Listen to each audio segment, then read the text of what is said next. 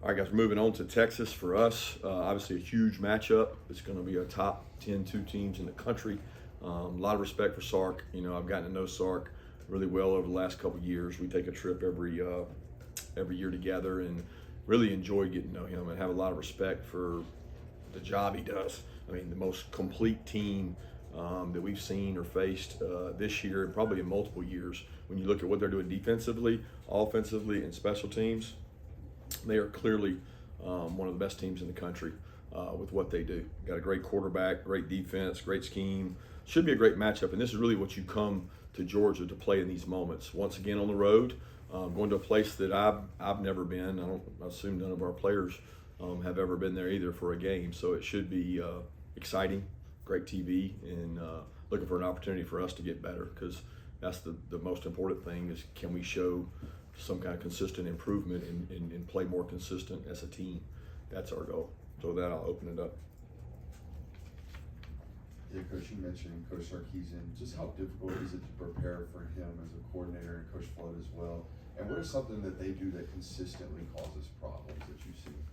Well, they're balanced, and they do a great job of putting you in conflict in terms of run, pass, play action, turn your back to the ball. I mean, they can take shots. They got really good wideouts to take shots with. I think they lost a couple backs, maybe at preseason camp, and I thought, like, okay, well, they're not going to have, these two backs they got are really good. And I'm like, man, I'm watching them against Mississippi State, who I'd seen them against, last week while we were watching Mississippi State. I was really impressed, and then against Oklahoma, they even got better. So there's not like there's these weaknesses. They're big, physical up front on defense and offense. They're built around the offensive and defensive lines. And that when you look at his record and you say, look at his record while he's been there, every year it's improved. Well, the trenches improved every year. And they're for real in the trenches. They've got really good players, and they're built like an SEC team. And it's hard to prepare for him because he knows what he's doing. Offensively, he's really different in terms of what he makes you adjust to. Yeah, on that note, how would you assess how your pass rush has done in recent weeks in terms of affecting and impacting the opposing team's quarterback? I don't know if you're referencing to something. I don't know, because I don't know stats. I don't look at it. I look at it game to game, and I think when we rush four guys, we do a really good job of getting home. We mix it, coverage and pressure. Go back to Auburn, we ran some 5- and 6-man pressures. One of those announcers before the game last week said that we were the highest 5-6-man pressure rate we've ever had since I've been here. I don't know the true calculations of that. Sometimes people chalking those up, don't know a guy rushing from a guy standing at the line that has the back. So I don't know if that's accurate, but we didn't do that necessarily last week because of the style of play they have. So we dictate off the offense what they do, and I'm pleased with our rushers. Our best rushers have been rushing well when they're out there, and I hope that we can affect the quarterback in some kind of way to impact the game, regardless of which week that is. Yeah, Kirby, do you have an update on Branson coming off Saturday? Yeah, so Branson has a MCL. I don't know how many weeks it'll be. He will not be available this week. Forecasting it out is impossible because the MCL is one of the ones that has to heal itself. So we've had MCLs in the past, anything from 2 weeks to 3 weeks. I don't know what it's going to be, but he's going to be okay. It's just a matter of getting back. And it was not the same leg injury that he previously had. It was different. Kirby, have you had a chance to go back and look at the incident in the Mississippi State game, the shoving? Have you had a chance to call Coach Levy and find out if he may hear it himself? Yeah, absolutely, I have, and I'm glad you brought that up, because after you guys said that in the press conference, I went back and watched it, and didn't even realize that I had run into him. But I reached out to Levy that night and talked to him, and he said the kid was great. And then yesterday I talked to Mike and told him, I had no intentions or ill will towards him at all. It was, if you've ever been on the sideline in a game, it's pandemonium. It's really pandemonium when you're trying to change personnel and you only got 3 to 4 seconds to do it. And we were bad off in a bad personnel grouping against Empty that we actually had messed up the week before. And so I was trying to get the shoe in to get that changed. But I reached out to the kid. He was great. He's a really good player. Going to be a good player in this league, and he played better as the game went on against us. Coach, Quinn's obviously their starting quarterback, but Arch Manning has played a couple games this year. When you go into preparation for a quarterback, how much does that impact knowing that one has played, multiple games this year as opposed to just someone being a starter consistently throughout the season? I don't really understand what you're saying. Do we prepare for two quarterbacks? Well, how do you go about that when you've seen tape and a lot of film on a backup as well? How much does that go into a game plan, knowing that two quarterbacks have a lot of tape? No, I don't. It doesn't change how we prepare. They're different style quarterbacks, but they're not really different style quarterbacks. They're both really good. I'll say this: you watch the games that Arch played. He played really well. He did some really good things. I mean, look at his numbers. He played. He comes out first couple of plays against Mississippi State, ripping it and firing it in his first SEC play, and played really good. But Quinn's a great player, and they got a great quarterback. They got a great situation because they've got two guys that really both capable of winning and playing well. Thank you. Hey, Kirby, what makes their defense elite? Size, speed, two best front guys. I mean, every defense starts with train wreckers, big guys, physical guys at the point of attack that are hard to move. They got them. All right, they've got guys on the edge that are elite rushers. They got an elite player out of the portal. They went and got DB from Clemson who's playing really good. I mean, they patched up some holes they had, and they're the complete package on defense. They're really consistent. There's not they don't give up explosives. They're really good in the red area. They hard to run the ball on. I mean, the consistency you watch them play with, it reminds me of some of our better teams here, our best teams here. I'm like, man, they're good on D, they're good on O, they're good on special teams, and they're playing at a high level.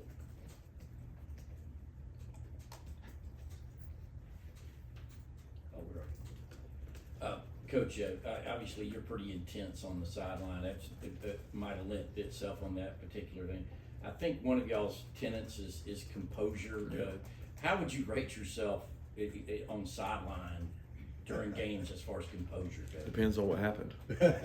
But I mean, and realistically, I think that's something that Jackson Meeks and I talked about last year. It was great because we had a fumble or something on punt return, and I was upset with Ladd, and Jackson came over and said, "Composure, Carl, coach, composure, Carl." But sometimes that is there's an intentional look. You got to be intense. You got to know what you got to do. You got to understand that. But that's important. Our players talk about that all the time, and I think we had several penalties in that game that had a chance to lose composure, or they had a chance to lose composure, that were teaching moments too, whether that's Damon or Chaz's or London had a play where he had a drop and came over there. I think those were great teaching moments for players, and try to do a good job helping them with that. Yeah, Kirby, I guess one, did you notice anything about your secondary that you maybe did notice during the game when you went back and watched the tape? And two, just what challenges does Texas's offense present with the deep shots you were talking about earlier? It's different because the deep shots, I mean, we're talking about two distinctly different offenses. But when you watch the tape, when we played correctly and used the right technique, we played well. We did not win every ball. Jonell Aguero's a great example. He covered the guy exactly like he was supposed to, and the guy made a great throw and a great catch. We're going to take that. We're going to say, you know what, we're not going to win every battle. We're not going to win every 50-50 ball, but we're going to try to win more than we lose.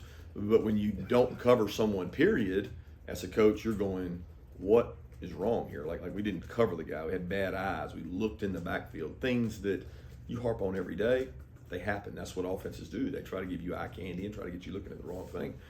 We have to remove those, right? But the Texas presents a completely different, because they'll have you sitting in the line of scrimmage because you think it's a run, and they ran right by you. They'll have you looking at a motion and you don't see the guy running down the field past you. They got great speed on the perimeter. They got great size. So they present maybe a different challenge than Mississippi State, but a challenge. Kirby, I think in August you spoke about needing to build up the number of players capable of playing winning football, and how the portal and everything was deteriorating. And I'm curious, does that at this point continue to be a challenge or an issue for this team, would you say? No, I wouldn't say that's a challenge or issue for this team. I think it's a challenge and issue for every team, not relative to us, right? I don't think anybody, when I talk to my coaching peers and we share messages, I think everybody lacks the depth maybe they had the year before. Maybe one year you're like, oh, I got a few more linemen than I had last year, but on the whole, there's not great depth, right? our issues have really been inconsistency, not depth. We've had some injuries in some spots, and we've got 4 or 5 starters out, depending on how you count a couple guys from injuries. But inconsistency, I would say yes. Portal / depth, no, not yet. I mean, I would like to have more guys that can play winning football. I would like to have played more players by now, but we're looking at our snap counts, and they're higher than they've been years before for the starters. Why is that? We've been in tighter, tougher games. Kirby, when it comes to pass defense, what's the biggest metric that you guys look at to determine success? For us, we usually do yards per attempt, including everything in that, to see yards per attempt, and it's not as good as it's been in years past. We've had a couple like really good 3-4 years, and I think the Taki, Kamari, Bullard has an effect on that because you got 3 players that are really good, drafted. You got to always have people stockpile behind it. We probably haven't played as well at that position, and we have younger players. But for us, the metric is like you have 3 or 4 incompletions and you give up a 10-yarder. Well, you're okay there because you got 10 divided by 4, whatever. But when you give up a 75-yarder and a 77-yarder, that's not good. That's not. Historically around here, we haven't given up massive explosives. Coach, with the portal nowadays, it seems like you're going to come back around and see somebody that you had at some point. Bill Norton is playing for them now. What can you say about his time here, and what are you seeing from him on tape and such? Bill Norton, what a great kid, man. This guy worked his tail off here and worked really hard. And, I go back to, I forget which year it was. It had to have been 3 years ago or 4 years ago when one of his key roles was special teams. He played on our field goal protection unit and was the best at doing it we had. And he was a backup defensive tackle and played some snaps, but that was his role. And I want to say maybe the Ohio State game or one of the games we lost somebody, and he had to go in and take over and play a role at that. And he did it with great pride. He was always like positive and enjoyed practice and was fun to be around, funny guy. And now he's been, I guess, 2 places, and he's playing for them and he's doing a really good job. He subs in and rolls in as one of their backup DTs. Yeah, their tight end, Helm, kind of really big game last weekend. What type of challenges does he present with his size and length? Well, first of all, he's a tremendous blocker. He's not a one-way tight end. He's got great size. I mean, this guy's huge on film, but he's a great pass catcher. And the scheme that Sark has, they do a great job. It's not like they just say, hey, go out here and go one-on-one and get open. They're sprinting out, throwing back. They're play action, boot naked, okay, throw a screen off of it. Everything that you don't honor because you're thinking about another play, they got to play off of it that makes you honor him. And he's a tremendous blocker. I think the quarterbacks are really comfortable with him. So when you get zone elements and holes in zones, they trust him to go to be at that spot and catch the ball. But I wasn't aware of him going into the week because I had not really heard of him. And now watching tape, this guy's a really good player. And you're right, he had a big game last week. Yeah, what have you seen out of Michael Williams in recent weeks as he pushes through that ankle injury and tries to get out there and with you guys? I've seen just that. I mean, you don't see much out of him until the game. I think he had 6 or 8 snaps against Auburn and 10 or 11 snaps this last game, Mississippi State. So, I mean, he looked better to me during the week, this past week. So what we were able to do Auburn game was getting better to Mississippi State. And now we've gotten another week under our belt, and we're hoping that he's healthy and full and ready to go. But again, I don't know that until we get out there. But I don't get a great evaluation during the week because he's only been able to do some of the work. Yeah, Coach, you've obviously been familiar with Sark for several years now. How much have you seen him change now that he's kind of got the full reins of the operation again, particularly as a play caller and designer? Yeah, I don't know that he's changed as a play caller and designer. His elite ability is to get players the ball. Like, that's what he's elite at because he's had really good wideouts before, and they were really good. He's had really good backs, and he found ways to get them the ball. He's had good tight ends like he has now, and he's finding them ways to get the ball. And his offense is it's not. I mean, it is complicated because it has motion shifts and a lot of window dressing, but he gets back to the plays that he's going to run. And he's able to be versatile enough to say, okay, I got this guy, I got to get this guy the ball. And some of the plays are like ours now, where they're not built for one player. They're built for what does the defense do? I'm going to get it to my weapons. And there's probably more similarities between the two offenses than some of these offenses we've faced. His overall stats, Quinn's don't really jump off the page, but there's one thing he has, it's surprising more than Carson's completion percentage. Is that just, he's just effective in that way, leading, doesn't really care about the, how they're scoring, but just the fact that they're scoring? I guess what jumps off the page, and take a look at Quinn as a leader for that offense? His awareness, there's nothing that he sees he hasn't seen. Quarterback, you get confidence by playing the position. You're not going to have some guy that just doesn't play and go out there and play great. He's played a lot of football. He's a really good athlete.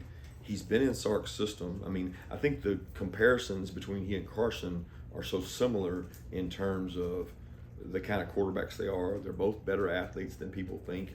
They both have awareness of coverage, and they're really good in the pocket. This guy's taking off and hurt people running when he needs to, but he also can stand in the pocket and make all the throws and change the protection. So I've really been impressed with him, but that was the case, even last year when I saw him play. Have time for one more question? Coach, just from an identity standpoint, what is the best case scenario? Every team is a little bit different, but what are you looking for this team to fulfill as you grow it and the season progresses? I want to see them play their best game against Texas.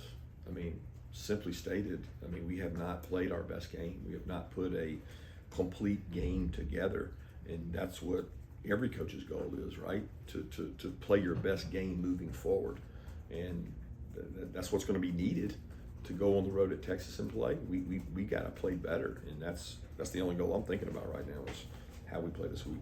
Thank you, guys.